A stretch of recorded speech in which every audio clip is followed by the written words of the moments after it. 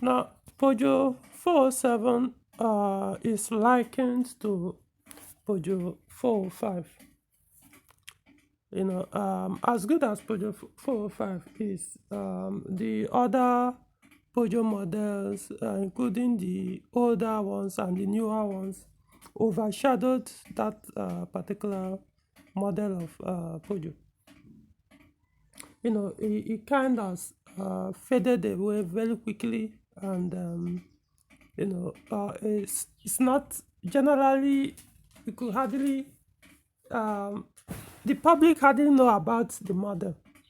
Even those that have used it in the past, they hardly even remember the model. So, but then out of the entire series of 405, one model, I could say one of the models stands out, and that is the MI16. So when you come to the enthusiast world, even people who don't even drive Peugeot or fan of Peugeot brand, once you mention MI16, they know what you're talking about. Depending on the level of the person, anyway, in terms of how hardcore he is, when it comes to cars. So, they will know that MI16 is 405. So when you mention MI16, that's the only 405 you can say generally, publicly, even among the enthusiasts that lives on. People, the hardcore guys, they are going extra mile to get one or to keep one and maintain and keep it. I mean, it stands out. So it's a car that makes all the difference on that particular model of Peugeot, the 405. So likewise, when it comes to some stuff like this, also is similar to 504 and the 505. The first one, 505, came in, and even though there were a lot of improvements between the 504 and the 505. I mean, yes, 505 was a big improvement. I'm talking about the phase one, body-wise, electrically, and the rest. However, it still wasn't that, in terms mechanically, it wasn't better. In other words, generally it was better, but mechanically it wasn't. It was just like similar, same thing with 504. So because of that, 504 overshadowed it, even though the 505 phase one was newer. So, which you could tell now, once you measure 504, nobody hardly remembers the phase one. Kind of faded away very, very quickly. But when phase two came up, phase two kind of changed the game. The phase two 505, because it became much, much better. Much better than 504. For those who have used the two will understand. Both the body wise, the looks, the interior, the design, I mean, even came up with more interesting mechanicals, both in terms of handling performance than the 504. So because of that, as it is now, for example, those in Nigeria, once you mention 505, the only thing they will remember or that will come to their mind is the phase two.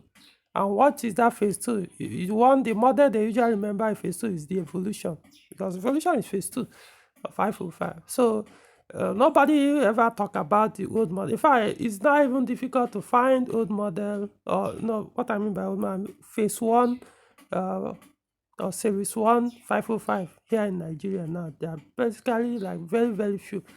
I hardly even see one anymore. So, but the phase two is everywhere. So, generally, everybody still remembers 505 as phase two, not no longer phase one.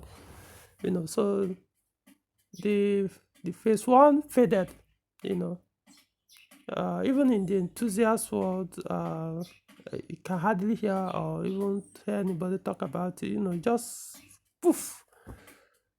So you can't really say that the 504 overshadowed the phase 2 505, because the phase 2 now stand out or stood out on its own, and the two were just different, going along the same line. Now, when it comes to 407, that's where you also see the resemblance of what I explained in the 504 and the 505, and then the 405 and the MI16. Same thing is going on between the 406 and the 407. 407 came up as a replacement, and a replacement on the 406, but now 406 overshadows it. Now the first one, 407, is one that is actually having this, I won't call it an issue, but it's going the same line with the 405 and phase 1 505. Yes, a lot of I will mention some, not need to mention, but there are some improvements on 407 that 406 lack. However, it still couldn't stand on his own. So because of that, the 406, which was older, still swallowed it. And so when it comes to which of the 407, just like the phase 2 505 or MI16 405, that if we are into if truly you are a hardcore enthusiast, and which one would you want to go for, I will recommend starting with the coupe, because that is where the best 407 Peugeot ever produced. The best of them is the coupe. That coupe, it just stands out, as in, you need to drive one. Let's forget about the looks. I mean, the in terms of road handling, none of the saloon or the station wagon 407 handles as good as the coupe 407, especially their V6 models, the ones with the V6 engine, whether the diesel or the petrol. None of the petrol ones, even the petrol, no, none of the saloon and the station wagon, even their V6 models, could handle as good as the coupe ones, even though they all have same engine, same transmission. But the whole handling, because Peugeot designed the suspension, though it shows some suspension parts, a few of them, but then as a completely different. I mean, so which makes the coupe, it just stands out. And then the looks, the exterior look, the body. I mean, there is no, you could say there are some similarities, but every component on the body of the coupe is different from the saloon and the station wagon. Completely different. It was just like a different vehicle, So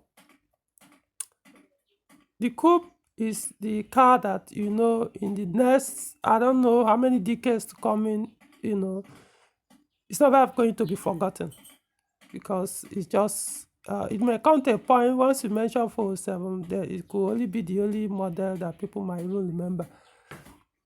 It didn't, I wouldn't say it sold that much, but few that have used it understood everything I've said. Yes, it's just something else.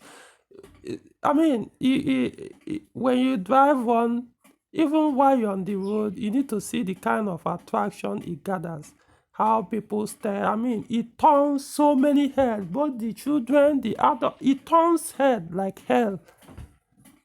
No, the coupe is something. 407 coupe is something. Even even while you're on speed in a coupe, the way they design the front seat, the way it will hug you and hold you, so that no matter how you push and swerve the car, you will hardly, move from that seat. It's just so relaxing.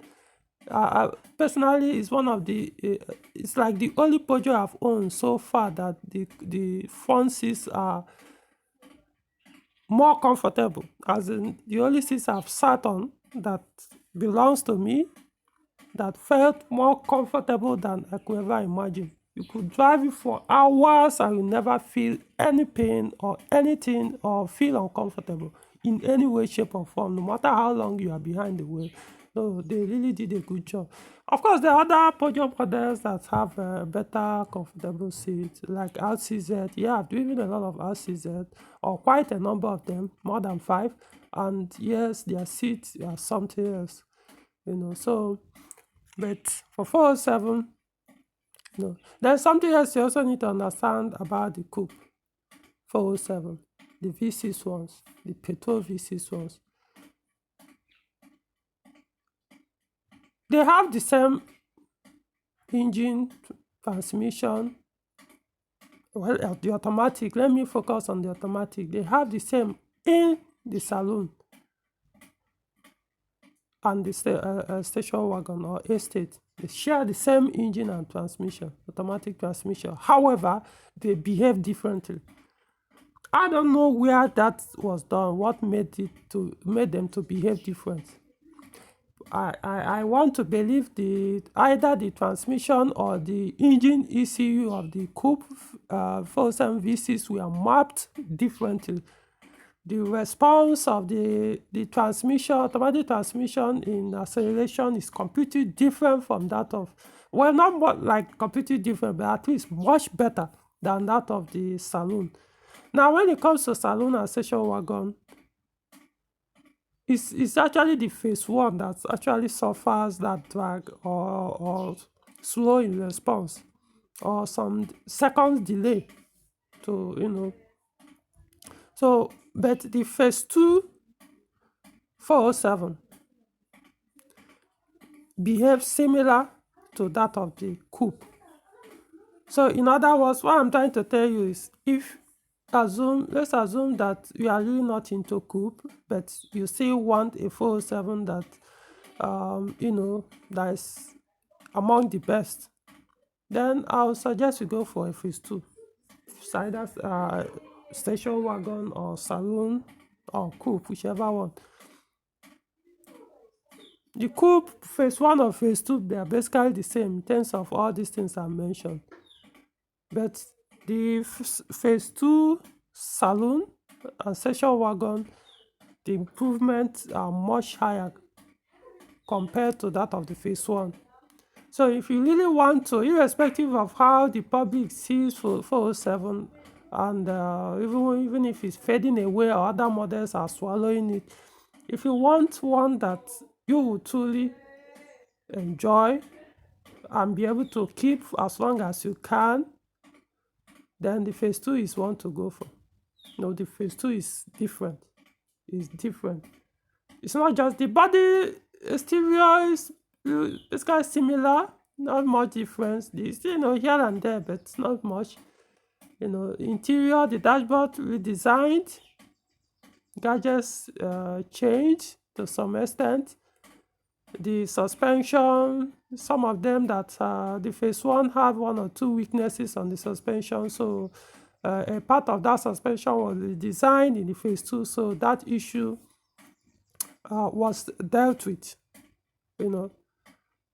So the phase 2 will serve you if you can afford one, because they cost more than the phase 1.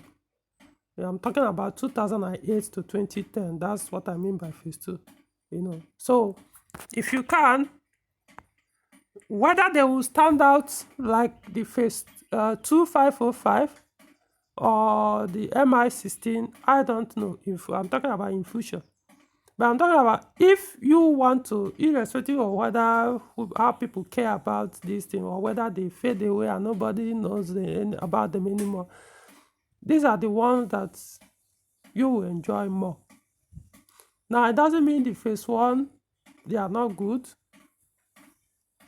but I'm just telling you in terms of enjoying owning a 407, you will enjoy the phase 1, the phase 2 more. Now the phase 2, of course, there are some things there you will not find that you find in phase 1. For example, the EW10J4 fans will no longer be able to get a phase 2 with that engine, because none of the phase 2 were produced with EW10J4. They are only limited to EW7A and EW10A. In terms of smaller engines, of course, 2.2. I'm not even sure if they have 2.2, because mostly what you find is EW10A, EW7A, and the V6 ES9A. However, it's possible you may find a phase 2 with a 2.2 liter, but like I said, it's unlikely, because I can't confirm it now. Probably later I would probably do a separate video on that, but these are the 3 petrol engines you will find are more common in phase 2: EW7A, EW10A, and ES9A, that's the V6. So, of course, the best of them, if you really want performance, is the phase 2. No, is the V6.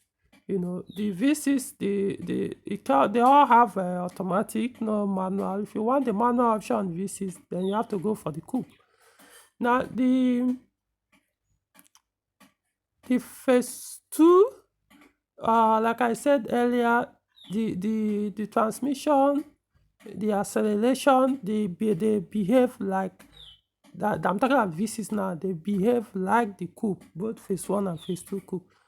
So, that's why I said it's like they were actually mapped differently. I don't know which of the ECUs they did it, so they perform much better than the phase 1. So it's now up to you. The best, like I said, in 407, you can't ever compare the handling. Especially, I still maintain the road hand. You can't even go there with whether the V6 or 4-cylinder saloon and station wagon of phase 1 or phase 2, 407. You can't compare them to that of the coupe. The coupe is just something else. Unless you are not, if you are not into performance, you may not actually notice some of these differences behind the wheels. You need to do. He's a hardcore person, that we have to know all this is I'm saying. They are just different. They did a good job in terms of road handling or suspension on the coupe.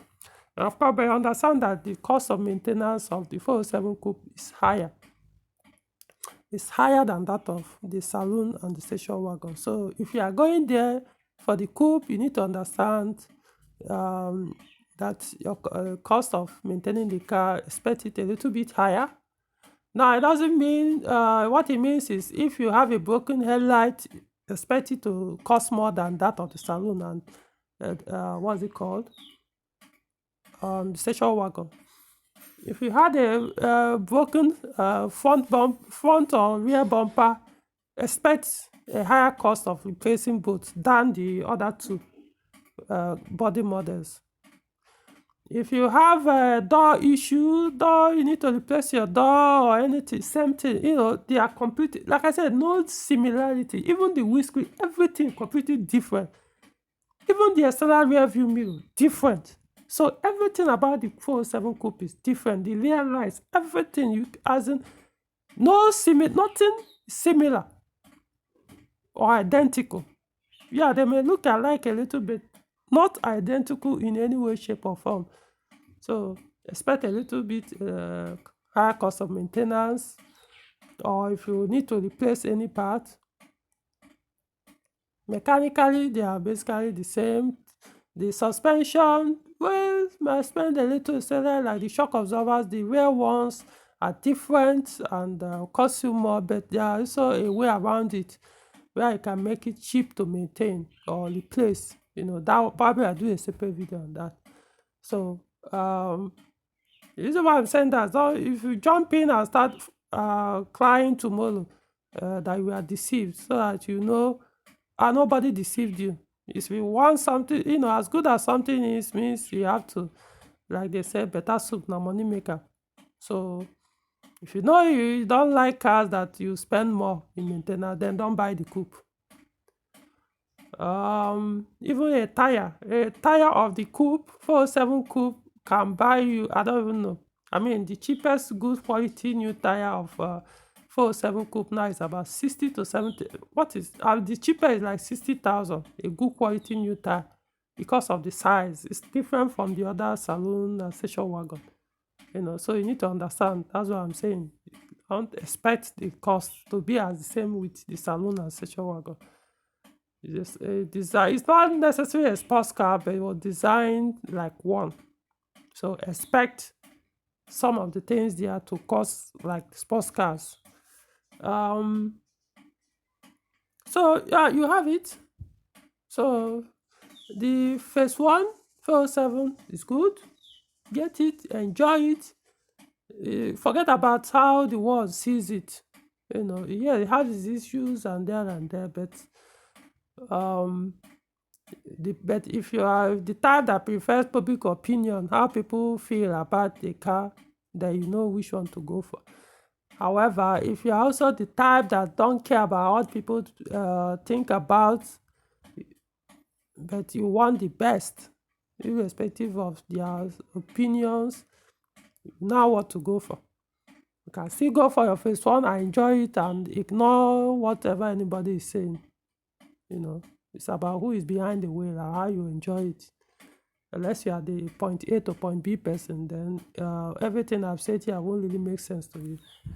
So, I mean, the coupe is so different that even the electric cars are also different. The fuse box is different from that of the saloon and the station wagon. I'm talking about BSM. I mean, the coupe BSM is 9. I know quite a number. A majority of 407 users probably have never heard of this number, 9. But that's unlike the what's it called? The saloon and station wagon that uses 1, 2.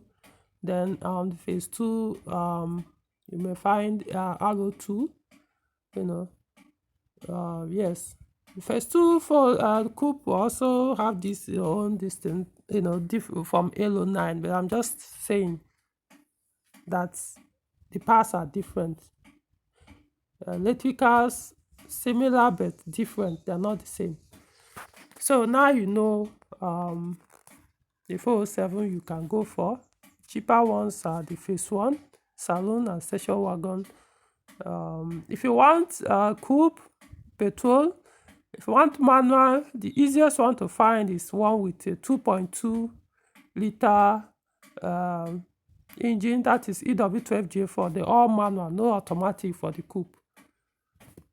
So you can have fun with that. Then the V6, the manuals are not common.